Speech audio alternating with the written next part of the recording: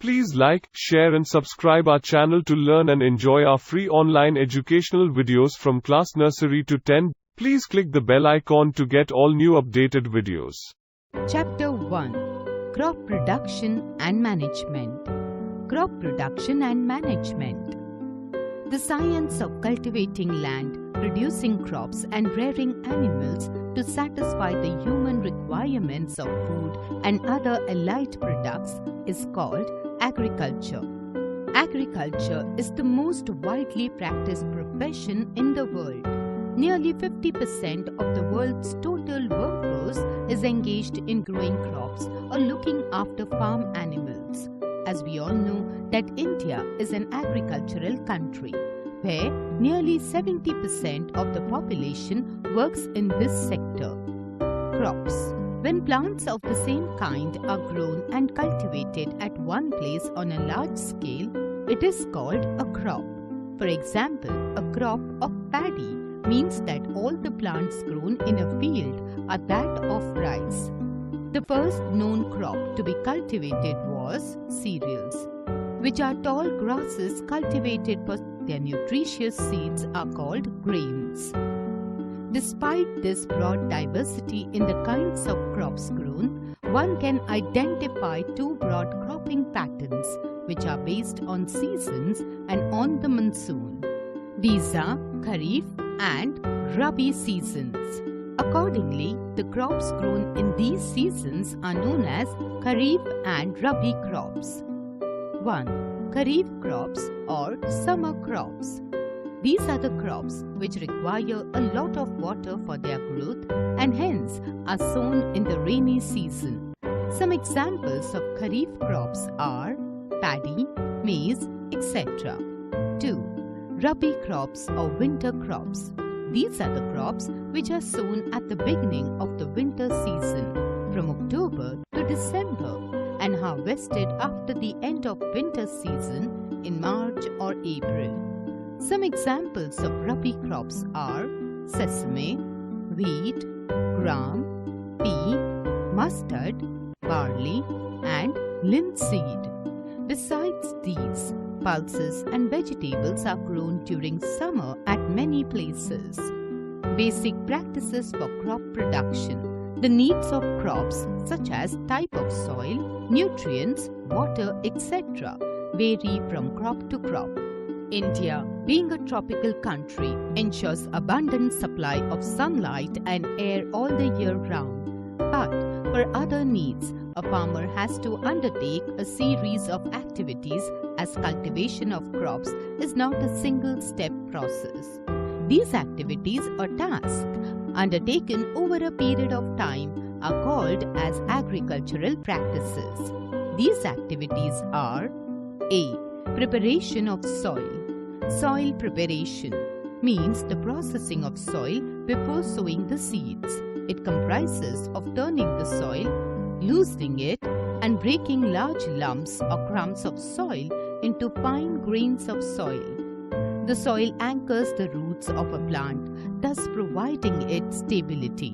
It also brings the nutrient-rich soil to the top so that plants can use these nutrients.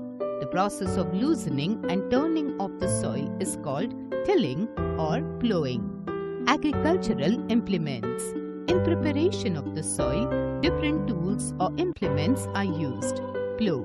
A plow is used for tilling the soil, adding fertilizers to the crop, removing the weeds, scraping of soil, etc.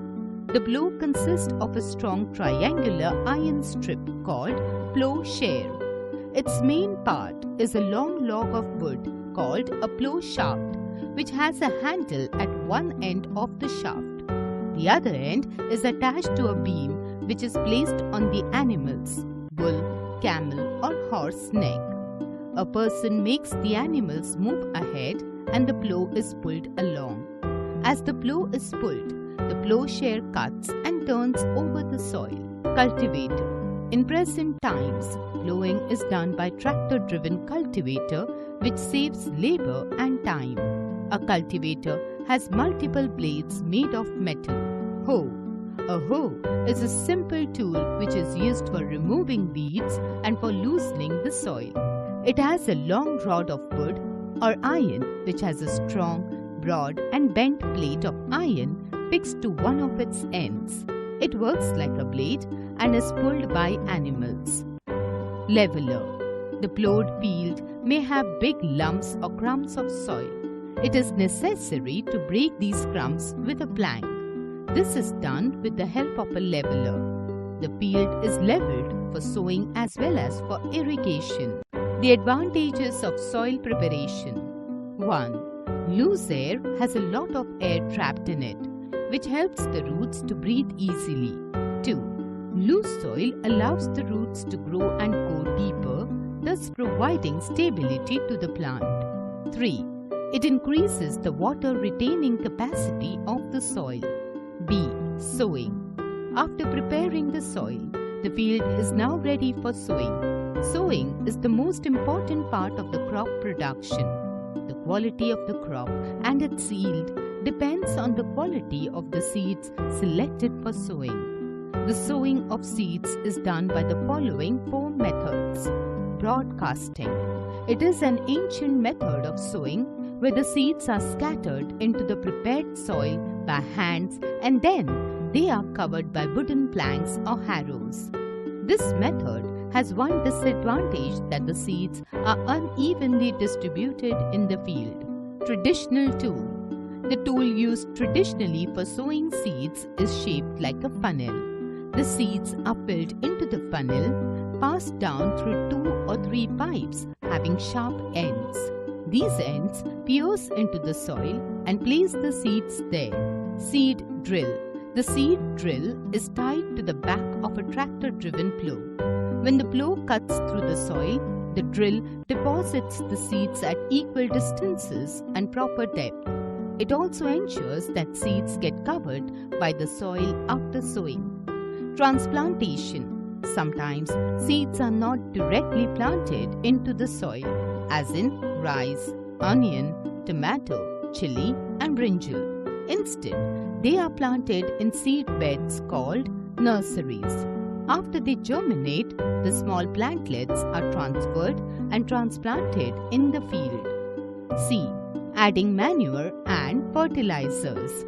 Continuous growing of crops makes the soil poorer in certain nutrients and the crop yield starts falling. Thus, these nutrients need to be replenished from time to time.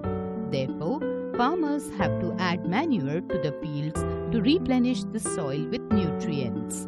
The substances which are added to the soil in the form of nutrients for the healthy growth of plants are called manure and fertilizers. Manure is an organic substance obtained from the decomposition of plant and animal waste. Compost is a manure which is obtained by the decomposition of dead plants and animal waste. Fallowing. Leaving the field fallow for 1 or more seasons helps it to regain its nutrients and fertility. Dead plants, animals, and other organic matter on the field are decomposed by the microbes. Thus, the nutrients are returned to the soil. Crop rotation. Another method of replenishing the soil with nutrients is through crop rotation. In this method, the farmers are encouraged to grow legumes in between 2 cereal crops in the field. For example, growing wheat in one season and legumes in the next. D. Irrigation. Supplying water to the crops in the field at regular interval is called irrigation. In India, irrigated fields give several times more yield than the non-irrigated fields. Here, a large number of farmers are dependent on rain for irrigation. Uses of water. 1. The water is used by the plants to prepare food through photosynthesis. 2. Plants absorb minerals and fertilizers along with water. 3. Seeds need water for germination. 4. Nutrients are transported to different parts of the plant through water only. Sources of irrigation. Different sources from which water for irrigation is drawn out are wells, tube wells, ponds, lakes, rivers, dams, canals. Traditional methods of irrigation.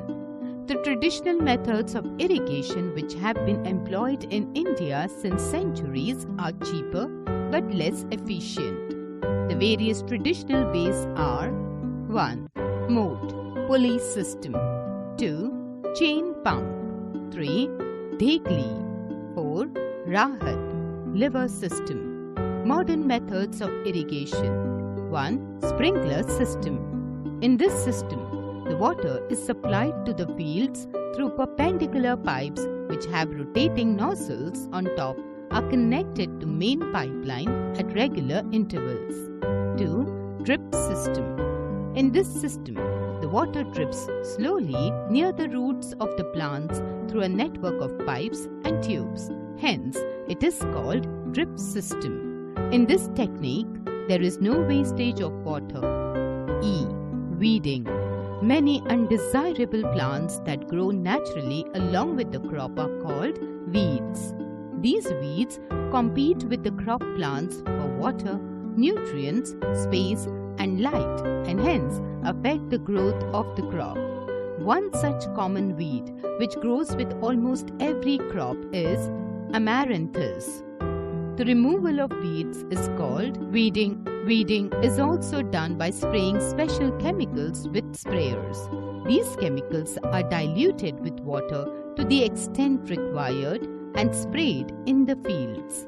These destroy the weeds but do not harm the crops. F. Harvesting. Once the crop is matured, it is harvested. The cutting of crop after it has matured is called harvesting. After harvesting, the grain seeds are separated from the chaff. This process is called threshing. This is done with a machine which is a combination of harvester and thresher. Farmers with small land holdings separate grain from the chaff manually with the help of wind, and the process is called winnowing. G. Storage. Storage of produce is an important task. If the crop grains are to be kept for longer time, they should be saved from moisture, insects, rats, and microorganisms. The fresh crop has high moisture content.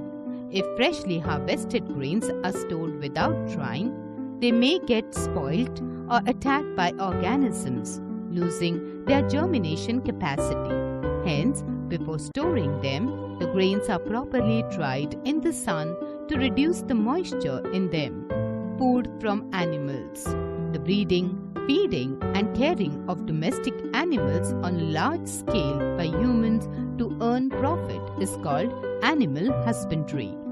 Different animals provide us with different kinds of food. Some such animals are as follows. A. Meat and egg yielding animals.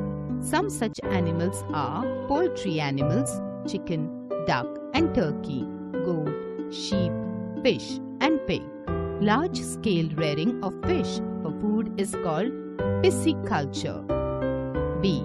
Milch animals. Cow, buffalo, goat and camel are milch animals. Butter, ghee, curd and cheese are some products made from milk. C. Honeybees provide us with honey. Large-scale rearing of honeybees is called apiculture.